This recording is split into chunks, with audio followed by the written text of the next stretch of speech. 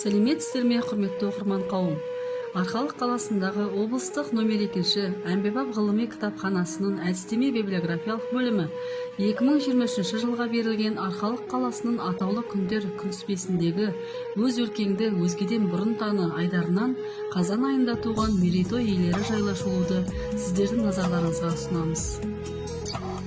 Спандияр Көбеев 1878 жылы 1 қазанда қазіргі Қостанай облысы Меңдіқара ауданы Ақсуат ауылында дүниеге келген. 1892-1895 жылдары Ыбырай Алтынсарин ұйымдастырған Қарағайлы көл ауыл мектебінде, 1895-1897 жылдары Қостанайдағы орысша қазақша мектепте педкурста оқыған. Оқу тәрбие салаларындағы ісіне орыс әдебиеті шығармаларының тәлімдік жағын пайдаланды. 1910 жылы Крыловтан аударған тағы басқа мысалдары үлгілі тәржіма деген атпен Қазан қаласында басылды. Бұдан кейін Ыбырай Алтынсарин үлгісімен қазақ мектептеріне арнап оқу кітабын құрастырды. 1912 жылы үлгілі бала деген атпен жарияланған бұл кітапты Ушинскийдің родное слова оқулығының үлгісімен жазды. 1913 жылы Қалың мал романы қазақ әдебиетіндегі прозалық шығармалардың алғашқы үлгілерінің бірі болды. Жазушы педагог ұстаздық қызметін жалғастыра отырып, Түбек, Бурабай, Ақсуат мектептерін ұйымдастыруға белсене қатысты.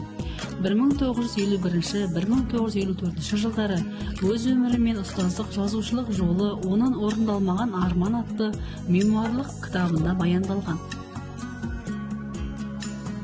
Мұсабаев Хамитбек 1953 жылы Қостанай облысы Аманкелді шаһарында дүниеге келген. Торғай өңіріне танымал ақын, журналист, өлкетанушы. Қазақстан Республикасы жазушылар және журналистер одағының мүшесі болды. Еңбек жолын Қарасу кеңшарында жұмысшы болып бастайды. Одан кейін аудандық Тың шұғыласы газетіне өлеңдер, хабарлар, әңгімелер жазып, баспасөз бетінде көзге түседі. 1972 жылы газетке тілшілікке шақырылып, сол кезеңнен бастап Хамитбек бейнеткеш қаламгер атанып, бүкіл саналы өмірін осы қара шаңырақ атанған редакцияда өткізеді. Хамитбек Қуандықұлы журналист қана емес, ол белгілі ақын болды.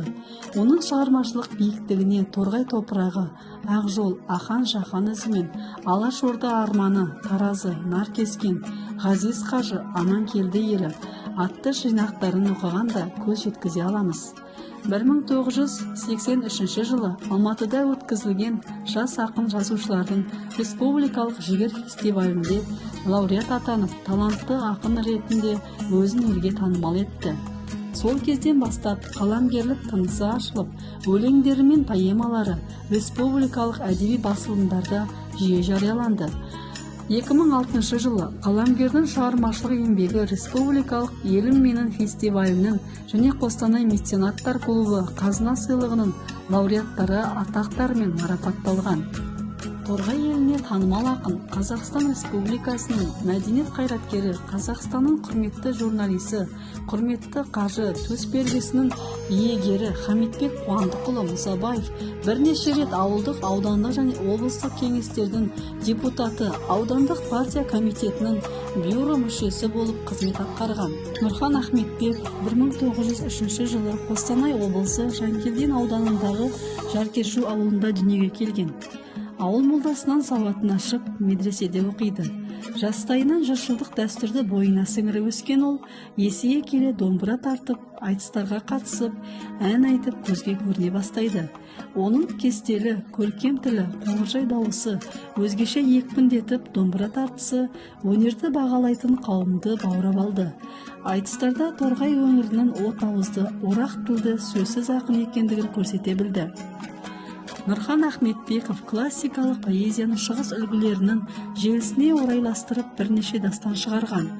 Мың бір түн ертегісінің оқиғасына байланыстырып, Қамарлы заман, Албан Жұбар ханым атты шығармалары оның шын мәніндегі хас талант екендігін тайға таңба басқандай дәлелдеп берді. Өткен кезеңдердегі тарихи оқиғалар сюжетіне арналған есім сері, қарға дастандары өзінің шырайлығымен, тереңдігімен қазына кілтін аша түсті. Ал суырып салма ақын 1932-1933 жылдары Торғай даласын жайлаған алапат аштықты өз көзімен көрген. Соған байланысты күләмдам дастанын жазып, шынайы шындықты өлеңмен өрнектеді. Торғайдың бұлбұл ақыны Ұлы Отан соғысы жылдарында жалынды жырлармен халықтың жігерін жандырып, жеңіске деген үмітін оятты. Ол хас батыр Аманкелді туралы Аманкелді дастанын жазды. Оның жасауыл қырғыны дастаны оқырмандардың жоғарғы бағасына ие болып, Қазақстанның мемлекеттік сыйлығымен марапатталған. Қазақстанның халық ақыны Нұрхан Ахметбеков Торғай өңірінде алғашқы ауданаралық театр құрып, оның тұңғыш директоры болды. 1946-1955 жылдары Торғайдағы Аманкелді Иманов мұражайының директоры, Торғай ауылдық кеңесінің төрағасы қызметтерін атқарды. Дарынды дара, тұлғасы биік, өресі жоғары, талғамы парасатты халық ақыны Нұрхан Ахметбековтың күйшілік өнеріден мол еді. Ән айтып домбырада ойнаған ол, күй басы, үйін толқыны, жеңіс сынды күйлерін шығарды.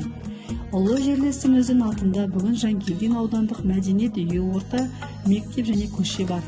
Оның ақын ізбасарлары да жетерлік. 19 ғасырда бастау алатын Торғай ақындық мектебі ұрпақтан ұрпаққа жалғасып келеді.